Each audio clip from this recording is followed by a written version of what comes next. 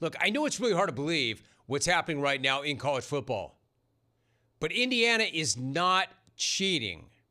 They're not. What they're doing is astonishing. It's incredible. It's unbelievable. But it doesn't mean that it's not legit. Again, I know how insane this Hoosier run has been because I'm the one who's been calling it one of the wildest things I have ever seen in all of sports in my entire lifetime. And I've been saying it for months. The team is unbelievable, and the coach does seem too good to be true. But that doesn't mean that he actually is too good to be true and that he's just cheating his way to the top. Now, of course, that's not stopping the internet from running wild with rumors, aka the internet's favorite pastime. You know what that is? Making bleep up. Even though there's not one shred of evidence anywhere that Indiana has cheated at all. People barely even cared about Michigan's actual, real, documented, certifiable cheating. Didn't even care. But now they care about Indiana's completely fake, made up, non-existent cheating? I mean, come on, man. Get the hell out of here with that. Make that make sense for me. I already regret comparing the situations because they've got nothing in common. Indiana has nothing to do with Michigan. Michigan was caught red-handed. Michigan had coaches that were actually suspended. The Michigan scandals were actual scandals. They were not figments of internet imagination. And the best piece of evidence that the genius SoCal media detectives have on Indiana is the fact that they intercepted the first pass of the game against Oregon because obviously they knew what was coming. And how did they know what was coming? They cheated. That's the argument. They cheated. Yeah, that or they were really well prepared. Again, like they have been for every other game of the Curt Cignetti era.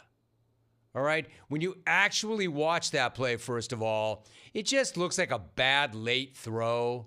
And second of all, there was a guy that Dante Moore did not see running wide ass open down the field. So if Indiana did know the play, little weird for them to leave that back door wide open for what would have been a long TD pass on the very first play of the game. Doesn't make a whole hell of a lot of sense, does it? Unless, of course, Indiana was not cheating, which they weren't. Like, if that's the internet's evidence, then I would actually argue that that's not great evidence. In fact, no, it is. You know what it is? It's great evidence that they're not cheating. Because if that's the best evidence that you have, then you have no evidence at all. Less than no evidence. Let's not confuse jumping a route with cheating. When did that become against the rules? Let's not confuse making a great play with cheating. Let's not confuse reading the quarterback's eyes, waiting for him to make a bad decision, and then housing that bad decision with cheating. It's kind of like, I don't know, the Stranger Things secret finale conspiracy from last week. And I know nothing about Stranger Things, except that the internet decided and convinced itself, based on absolutely no real evidence, that the finale was a fake and a new secret finale was going to drop last week. Obviously, that didn't happen. So I guess these people just kept those tinfoil hats on and just found the next subject. Just switched over to a new subject since they didn't get what they wanted. You know, I've got an idea. Hey, follow me on this. Okay, let me put my hat on. Except this is not in any way a conspiracy theory. It's just an idea, a good idea. Follow me on this. How about we stop making crap up, passing it off as truth, and then wasting the rest of our days arguing this point to people who know you're full of crap and have nothing better to do. See, this is what a lot of you are doing. This is now your identity. This is now your legacy. This is now your mark that you're leaving on the world. Being a dumbass. No, being a bum ass, implanting your bum ass flag on the internet. To those of us still operating on logic, it's pretty clear that Indiana's success is not based on their ability to cheat better than everybody. It's on their ability to play football better than anybody. The fact, I'll give you something else too. This is so whack. The fact that they have an older roster is also not cheating. Having experience is not cheating. It's having experience. Having an older roster is not cheating. It's just smart. It's Curt Cignetti being ahead of the curve. He's got big, physical, grown-ass men in the trenches. He's got the most talented nerd ever playing quarterback. And he's got dudes flying around defensively, knocking suckers out. That's all legal.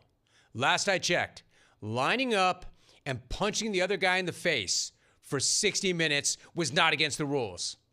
So it's not some giant mystery how they're doing this. Yes, it's crazy that it's happening at Indiana of all places. But it's not hard to see why it's working. And it's not because they're cheating. In fact, this whole Indiana cheating conspiracy is a perfect example of something stupid that somebody might say on the internet, but would never actually try to defend in real life.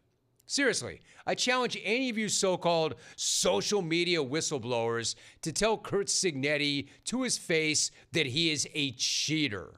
Tell this guy, tell that guy, yo, man, you cheat. You cheat. You didn't earn any of this. You lying, cheating bastard. I dare any of you to look into that guy's eyes and tell him he's only 15-0 right now because he's a dirty, cheating liar. Stand in this guy's presence and tell him that he's dishonest and that what he's accomplishing right now is fake. None of you would. None of you would. None of you would say bleep to that guy's face.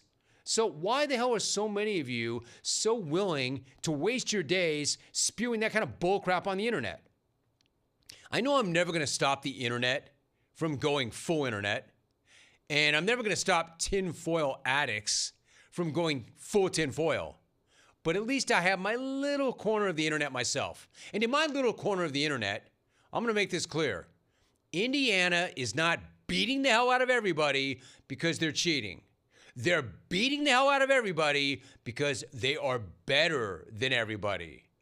I know Indiana beating everybody is impossible for many of you to believe, but you better start believing it because it's been happening for 2 years now.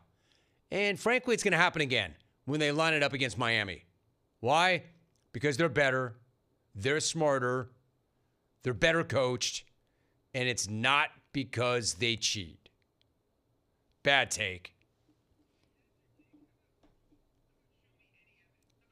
If you want to go out there, and that's the hill you want to die on, or that's where you want to plant your flag, all right, I'll listen. Just give me some evidence. Show me some evidence. Don't just talk out your ass. Show me some evidence. Evidence that they cheat is not how old their roster is. Evidence that a guy made a play to start the game does not mean they were cheating. It means they were really well prepared and they have really experienced players. Dude, that is such a well-coached team. It is one of the best coached teams I have ever seen. 1-800-636-8686. You know what? If you can produce a photo of one of Curt Cignetti's assistants at another game in a disguise, on the sideline, rolling tape, wearing glasses, and stealing signals, then we can talk electronically. Then we can talk about them cheating. God, do you not have anything better to do? Why can't you give somebody credit? Just because you don't understand it doesn't mean they cheat. Can I repeat that? Just because you don't understand it doesn't mean they cheat. Yeah, I understand. It is unbelievable. It is incredible, but it's legit.